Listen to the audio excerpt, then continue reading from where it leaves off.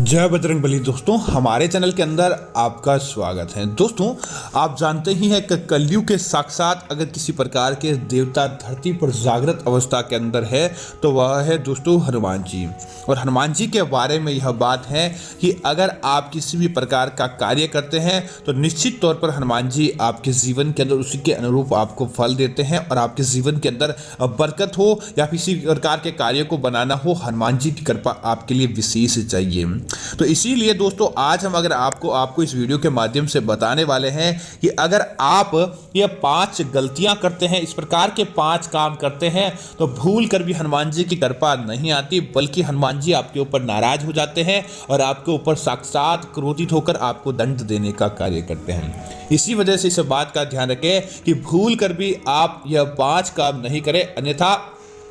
आपके ऊपर हनुमान जी की कभी भी कृपा नहीं रहती है और देखते ही देखते आपको उल्टा उसका परिणाम भुगतना पड़ता है। इसीलिए आपको इस बात का ध्यान रखना चाहिए कि भूल कर भी आपको इस प्रकार के काम नहीं करने चाहिए जिसमें किसी व्यक्ति का नुकसान हो या आपका फायदा हो, लेकिन सामने वाले का नुकसान ज़्यादा हो। तो इस प्रकार के कार्य करके साक्षात आप देवताओं को नाराज करने का, हनुमान जी को नाराज करने का, भोलेनाथ को नाराज करने का कार्य करते हैं। तो आपको इस बात का जरूर ध्यान रखना चाहिए। तो दोस्तों बात करते हैं उन कामों के बारे में जो आप रामायण के अनुसार भी देखें तो हनुमान चालीसा की पंक्तियों के माध्यम से भी देखें तो आपको यह कार्य भूल कर भी नहीं करने चाहिए। दोस्तों सबसे पहला कार्य है किसी व्यक्ति की शादी तुड़वाना। दोस्तों हर कोई भक्त हनुमान जी से विवाह का वचन मांगता है और मांगता है कि उसका वैवाहिक जीवन अच्छा हो, विवाह के किसी प्रकार के कार्य के अंदर उसके बाधा नहीं आए और उसका विवाह सुगम गति से पूरा हो जाए। लेकिन आप किसी अन्य व्यक्ति की शादी तुड़वाने का या किसी व्यक्ति का विवाह हो चुका है तो आप उसको उसके वैवाहिक जीवन के अंदर खलल उत्पन्न करने का कार्य करते हैं, उसके वैवाहिक जीवन के अंदर हर प्रकार की समस्याएं उत्पन्न करते हैं। तो दोस्तों ऐसे लोगों पर कभी भी हनुमान जी की कृपा नहीं होती, इसीलिए भूल कर भी ऐसा कार्य नहीं करें, अन्यथा हनुमान जी के आपको क्रोध का सामना करना पड़ सकता है। दोस्तों दूसरी बात है किसी व्यक्ति के साथ धोखा करना। अर्थात आप किसी व्यक्ति के मुख पर तो मीठे रहते हैं, मुख पर तो उससे अच्छे बोलते हैं, लेकिन उसके दूर जाते ही उस व्यक्ति के साथ धोखा करने की सोचते हैं या फिर उस व्यक्ति के बारे में आप गलत विचार रखते हैं। तो ऐसे व्यक्ति अगर आप हैं तो समझ लीजिए कि साक्षात आपको हनुमान जी के क्रोध का सामना करना पड़ सकता है। ऐसे व्यक्ति पर हनुमान जी कभी भी कृपा नहीं बरसाते हैं और उस व्यक्ति के ऊपर अपने आप ही आर्थिक कंगाली आने लगती है, उस व्यक्ति के जीवन के अंदर देखते देखते समस्याएं आने लगती है। तो ऐसे व्यक्ति पे ऊपर हनुमान जी कभी भी कृपा नहीं बरसाते हैं, चाहे आप उसके बाद लाख जतन भी क्यों न कर लें। इसीलिए कभी भी किसी व्यक्ति के साथ धोखेबाजी, जो आपके ऊपर विश्वास करता है, ऐसे व्यक्ति पर आपको धोखेबाजी नहीं करनी चाहिए। इसी तरह दोस्तों गलत तरीके से धन कमाना।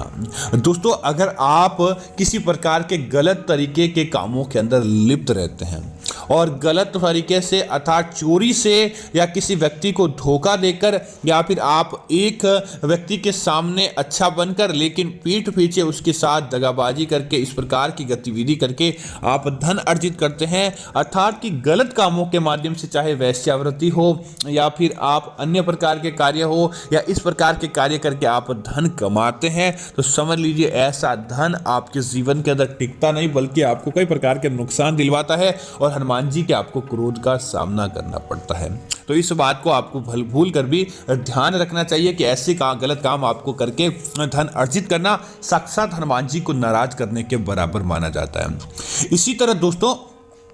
हर समय क्रोधित रहने वाला व्यक्ति, ऐसा व्यक्ति जो कभी भी नहीं सुधरे और हमेशा क्रोधित रहे, एक दूसरे व्यक्ति पर हमेशा नाराजगी जाहिर करता रहे, चाहे सामने वाले की बात को सुनने का मौका ही न दे, और ऐसे व्यक्ति क्रोधित स्वभाव वाले व्यक्ति आखिरकार अपने जीवन के अंदर किसी न किसी रूप से दुख को ही ग्रहण करते हैं और ऐसे व्यक्ति पर कभी भी हनुमान जी की कृपा नहीं होती है बल्कि हनुमान जी के क्रोध का सामना करना पड़ता है। और ऐसे व्यक्ति के ऊपर समझ लीजिए आने वाले समय के अंदर उसके ऊपर अपंगता आ जाती है। इसीलिए ध्यान रहे अगर आपको हनुमान जी का आशीर्वाद प्राप्त करना है, हनुमान जी की आपको मनोकामना चाहिए, तो आपको भूल कर भी क्रोधी स्वभाव का नहीं होना चाहिए। इसी तरह दोस्तों अगली चीज की बात करें तो पर स्त्री गमन करना हो, दारू मांस शराब पीना हो, या फिर गलत तरीके से किसी प्रकार के वैश्यावृत्ति जैसा कार्य करना हो, आपको गलत तरीके के कामों के अंदर धन खर्च करना हो, ऐसे काम अगर आप करते हैं तो समझ लीजिए कि हनुमान जी की कृपा आपके ऊपर भूल कर भी नहीं आती है। अगर आप मांस मदिरा का सेवन करके मंगलवार के दिन भी इस नियम का पालन नहीं करते हैं, मंगलवार के दिन भी इस प्रकार का कार्य करते हैं, तो साक्षात हनुमान जी के क्रोध का आपको सामना करना पड़ता है और देखते ही देखते आपके जीवन के अंदर कंगाली आ जाती है और आप अपने जीवन के अंदर किसी प्रकार की कोई गतिविधि के अंदर आगे नहीं बढ़ पाते हैं। इस बात का आपको ध्यान रखना चाहिए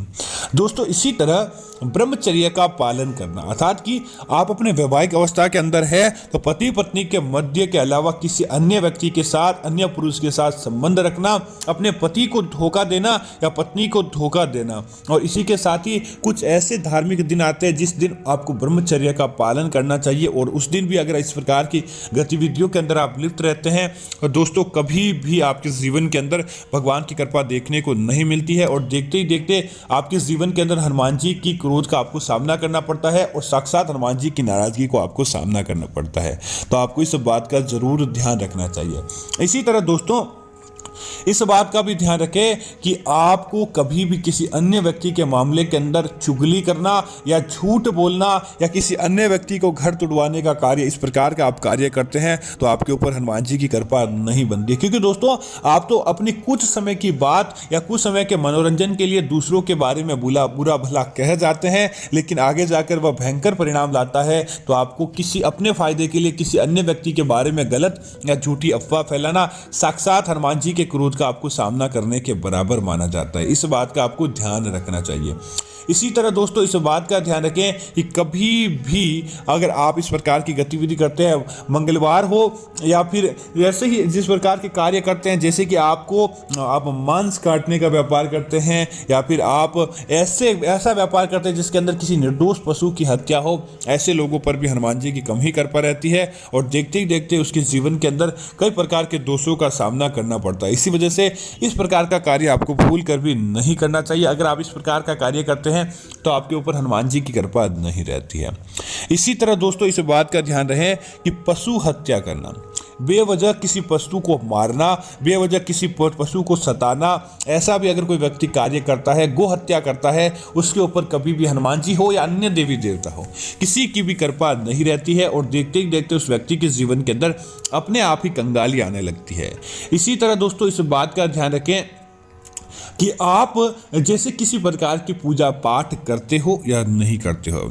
या आप पूजा पाठ के अंदर विश्वास करते हो या नहीं करते हो, इस बात से किसी प्रकार का आपको फर्क नहीं पड़ता हो, लेकिन किसी प्रकार के धार्मिक कार्य को टोकना, सामने वाला करना चाहता है तो आपका उसके अंदर दखल अंदाजी करना, धार्मिक कार्य के अंदर आपको ज़्यादा से ज़्यादा दखल अंदाजी करना भी बहुत बड़ा पाप माना जाता है। ऐसे लोगों पर कभी भी देवी देवताओं की कृपा नहीं रहती है, बल्कि उनके जीवन के अंदर कई प्रकार के दुख दारुण्य आ जाते हैं। तो इस बात का आपको ध्यान रखना चाहिए। दोस्तों